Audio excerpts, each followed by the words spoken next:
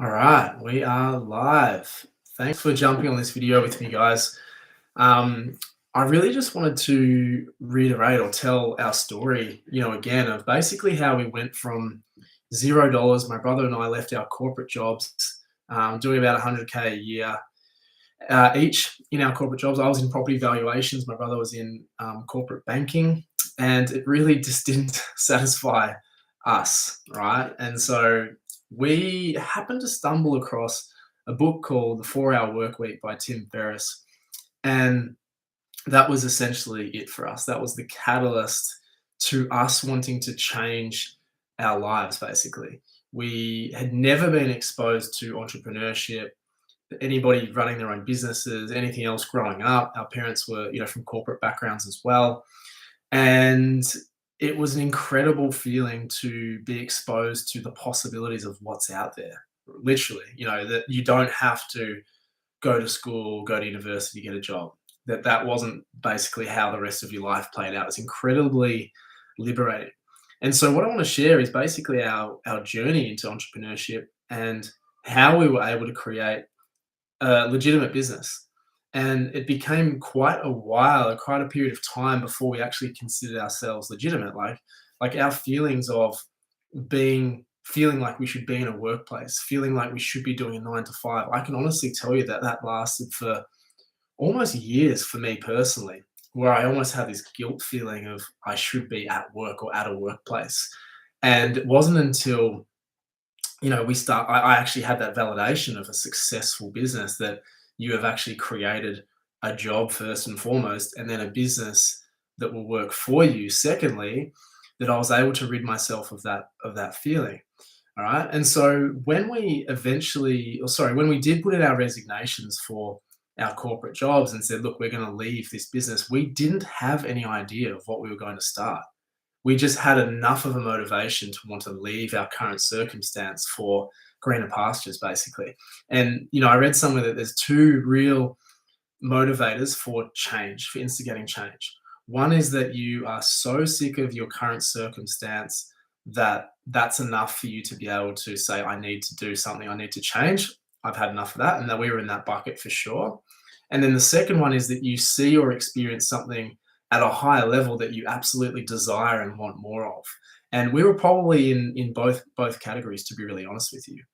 So when we left our jobs with literally nothing on the cards, we actually originally wanted to start something in the coffee industry. We love coffee, we love drinking coffee, we loved everything about coffee. We weren't experts at coffee, but we felt that we had enough of an interest in the industry to kind of figure something out. So we literally started to pound the pavement. We used to go to roasteries, cafes, ask what beans they were using, and try and almost invent a way into the industry. Our original thought, or our business that we actually did register after about a month of research, was called Specialty Coffee Suppliers. And where we saw an opportunity was actually in the logistics space. So not roasting, not growing the beans, obviously in Australia, and not in an actual cafe capacity either. So we wanted to be kind of that middleman that supplied beans to cafes. Now, to be really honest, this idea lasted probably that month to 6 weeks after we'd come to that conclusion. And it wasn't until my brother and I sat down for a coffee one day and were talking about the business and what we were going to do next. And it was a real pivotal moment. It's a real turning point in our journey because we were sussing out, Sam had an accounting background, so he was very good with the analytics and what it actually took. And we kind of did some calculations on, margins, what it would actually take to make money in this business. And it got to the point where it was like, we need to be transporting from roastery to cafe, like something crazy, like 30 tons of beans or something, a week or a month, for us to turn like, 5 or 10 grand in actual like profit. And that was just astronomical. And we sort of thought, I'm not sure that is firstly what we want to do, because that was why we had, gone on this journey to become like a lifestyle design. But secondly, if we could sort of sustain that motivation, if we love the industry that much. And it was literally at that point in time that we were having a coffee and Sam had a juice in his hand that he had produced at home, a cold pressed juice. And we started to sort of draw our attention to that. And and basically, we're talking about the health benefits of coffee, and then it turned to juice in that way. And Sam said, I wouldn't, I only drink 1, 2 coffees a day. I wouldn't be drinking that stuff all day. I wouldn't give it to, my grandmother or my child because of health reasons. But when he looked at the juice, he said, I would literally give this to my child and my grandmother as well, because it's just pure juice, vegetables, right? Purely squeezed from that. Literally you see a bag of vegetables on the bench, juice it, and it becomes liquid form and you consume it. That's how raw it is, within minutes. Well, cold pressed juice is a little bit a little bit slower, but within 20 minutes, half an hour. And so that's how the original idea came about. We literally said, well, we know what goes into it. We know the inputs. We can do it ourselves. We're willing. We have the absolute willingness to do it. Let's go and do that. Okay. And at this point in time, Sam happened to be doing his own juice detoxes, juice fasts, which we coined juice cleanses. And we said that, well, if you're doing that, there's got to be some more people in your kind of demographic. And that was in the cycling community, even the corporate community, that were familiar and interested in juice cleansing, that knows how hard and time consuming the process is. Okay. So anybody could do the cleanse, they could do their own juices, but every time Sam had spoken to somebody, he said, oh man, it's like 5 kilograms of vegetables to go into like 3 liters of juice. It's crazy, right? It's crazy. The inputs, and not only the inputs, but the time to put in it. My goodness, like it would take to juice that in a domestic juicer would literally take like, I would say an hour and a half to 2 hours of prep, juicing, and putting it in bottles, and then you've got to drink the stuff. So the inputs were incredibly high, meaning for us, if we were willing to do it for people, there was the opportunity right there, right? So there was a massive problem in the industry that amongst our small community of people that we knew about, and we also understood inadvertently like the fractal relationships, meaning that if there's a need and a demand on a small scale that we're aware of, oftentimes this need and this problem is on a larger scale as well. So that's how it came about, and that's how it came to fruition. And literally, once we had this idea, it was as soon as we got home from that meeting or that coffee, and we started to work on this idea. And within, I would say, hours, Sam had contacted a number of people that he knew were interested in this sort of thing. They had messaged him and said, hey, we're producing some juice, will you buy it off us? And literally, we had rode our little push bikes into the city that day, visited his workplace at Macquarie Bank, and some of his friends had paid money for the juice that we had produced, right, to do their own little juice detox, juice cleanse. And that was immediate validation, literally within 24 hours, even 12 hours, since the idea is actually in our minds. So that was some really fundamental things there that you may have missed over. The first thing is actually scratching an itch of ourselves, but having the ideas that people have the same problems as we were having, and that would subsequently create a need in the market, an opportunity in the market, number one. Number two is the immediate or very quick validation of a product, exchanging products for money. Now, Tim Ferriss talks about the support of friends and family. It's great to have support for your business ideas and your products and stuff like that. But the proof is in the pudding. When you say to them, well, I've got a whole bunch of these products in in the boot of my car, if I go and get them, will you give me money for them? And they say yes, or they say no, right? That's the real validation, that you can put the product in front of somebody and say, would you buy this thing? Give me money if yes, or be honest with me if it's a no. Right. So that was the second real fundamental that we had that gave us the impetus to be able to say, we've got to move on this. All right. And so from there, we basically went from $0 in our kitchen bench, producing day in, day out, hitting up our contacts, getting our website up and going, doing PR campaigns on a very small micro level because we had no money, doing organic socials, reaching out to influencers, doing as much as we possibly could do in the time that we had, which was very, very little.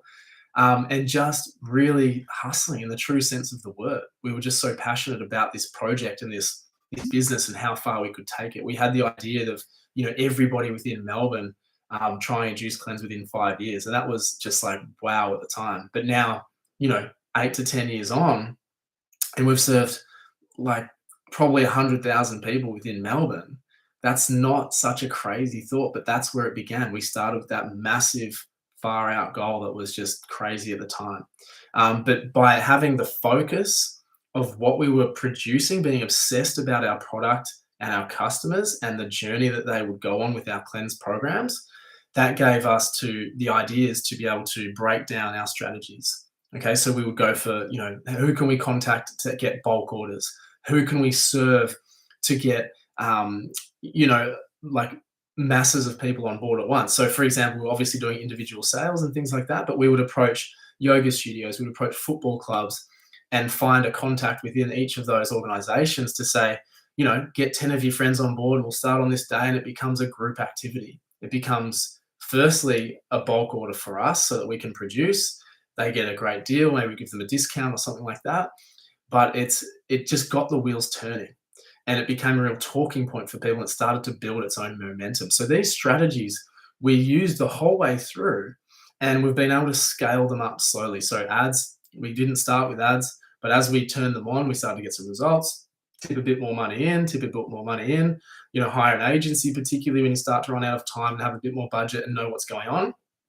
But we figured everything out on our own first. That was the really important thing, so that we had an understanding of each element of our business.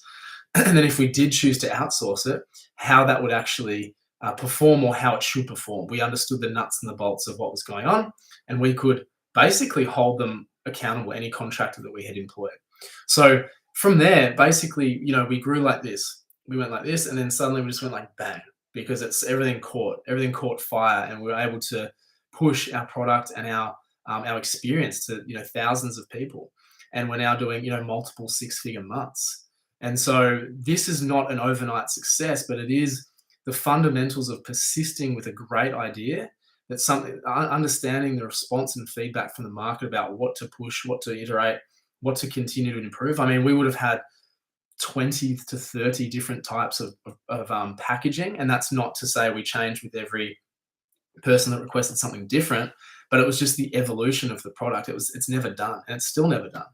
We started with plastic bottles, we started with paper bags, then we moved to glass bottles, and we moved to cooler bags, we moved to ice in the packs, we moved to, from night deliveries to daytime deliveries. Like, all those sorts of things take its own life form and its own iterative process. And so what I basically want you to get out of this is that, anyone who preaches that you go from 0 to 6 figures a month overnight is incorrect or deceptive, or they're not trying to, convey that message at all. No one should ever think that. But there's some fundamentals in there that will stand the test of time, and that is basically you need a useful product that people actually want. You need validation within a market. Find a tribe, find a niche of people that wants what you have, and be able to penetrate that market and infiltrate it. And find more people like that, and then it becomes more mainstream and well known, and the experience, and people feed off of that.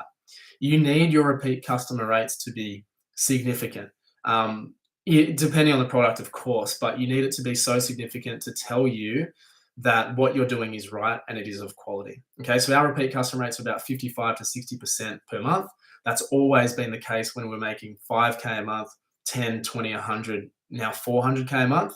Okay.